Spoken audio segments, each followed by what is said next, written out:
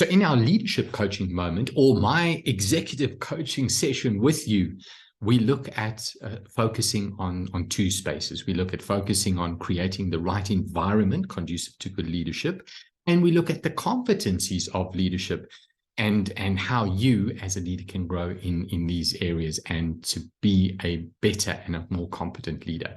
And in today's session, pillar number 8, we're going to be focusing on confidence. So confidence as a leader, and for you to be confident as a leader, it's important. I mean, when people look at you, when those guys who are working for you, who are trusting you, when they see you, do you look like someone who they want to follow? Remember last month we spoke about brand you and brand leadership, and in there was a section we spoke about confidence. But in today's session, I want to focus especially on confidence. How do I, as a leader, increase my confidence? How do I become more confident in terms of being a better leader and a better business owner, working with people?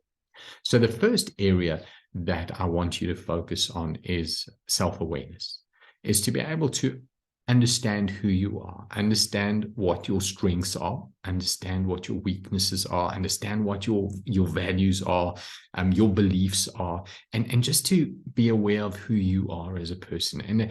And when we become more aware of who we are, what we stand for, what we believe, our values, it gives us a little bit more freedom in terms of making decisions, in terms of following procedures, because I understand who I am. When I understand what my strengths are and what my weaknesses are, I know where I can flow better, because that's an area of strength. I also know where I'm going to need some help, and maybe in some of those areas where you are weaker, you might need to put a plan in place to grow, to become more knowledgeable and stronger in that area. But also it helps you to be able to also understand where I might need to staff my weakness. So maybe I know I'm not specifically good in this area. This might be a little bit of a weakness for me. So I'm not good at that. I can staff that, or I can bring in a consultant who is an expert in that area. So as a leader, it's important that you understand it. It's important that you don't try and, fake being an expert or being good in a specific area when you know you're not. Don't do that. Be aware of that. Know yourself. Know your strengths. Know your weaknesses, and work around that.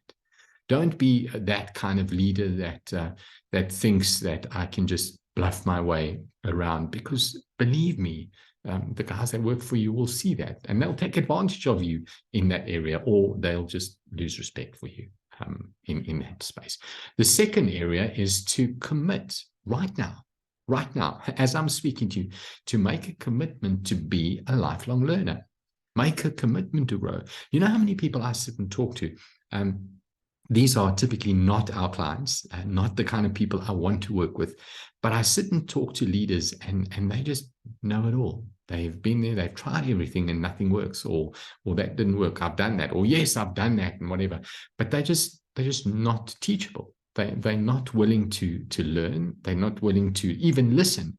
In fact, sometimes I just allow them space to just talk and talk and talk and talk. And at the end of the meeting, or the coffee, or the lunch, or whatever it is, it was, well, we had a good time, and I say goodbye, because they're just completely closed off to hearing everything. Sometimes I listen to them and I think to myself, please, won't you just be quiet for a moment and let me finish, because you're not even hearing what I'm saying, because you are so stuck in the fact that you think you know everything. So don't be that.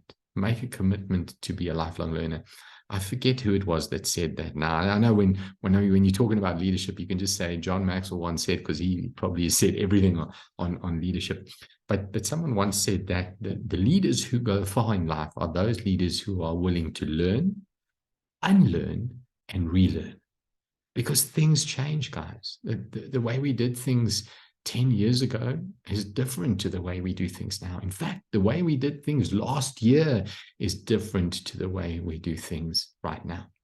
So if you have that awareness, and I know where I need to grow, and I know what my weaknesses are, I'm committing to be a lifelong learner. I'm committing to grow. I'm committing to spend time every month. And we challenge our clients. We challenge them in 3 areas. We challenge them once a month to meet with a master. In other words, once a month to sit and have coffee with somebody, or have lunch with someone, or just have a conversation with someone where you can learn from them, someone who might be a peer or might be, further on than you, or someone who might even have failed, because you can learn from them as well by their mistakes.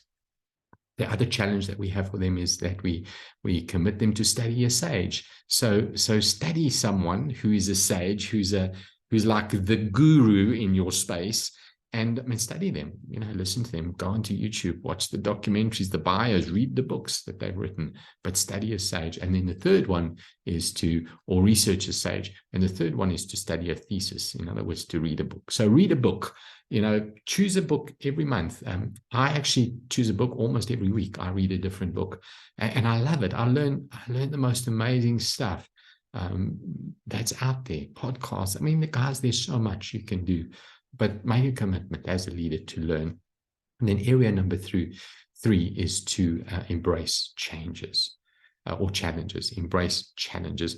Don't steer away from challenges. So I don't know about you, but I love challenges. If someone comes to me and they said, this can't be done, or this has never been done before, then it, like inside of me, it stirs up something that says, you know what, maybe I can give it a go. Maybe we can do it. Maybe we can figure out. And then we sit around in a team, and we got the whiteboard up, and we got flip charts, and we just strategize around how we can overcome these challenges. So guys, embrace that. Embrace the challenges that we're facing in the world today.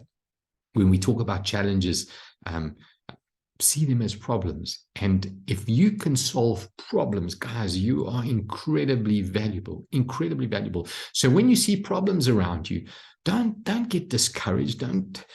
Jim Rohn always used to say, don't pray that you don't have challenges, but pray that you have the capacity to overcome those challenges, and the resources for that. So when you see challenges, when you see problems, sit down with your people, sit down with your team, sit down with yourself, and figure out a way to overcome those challenges.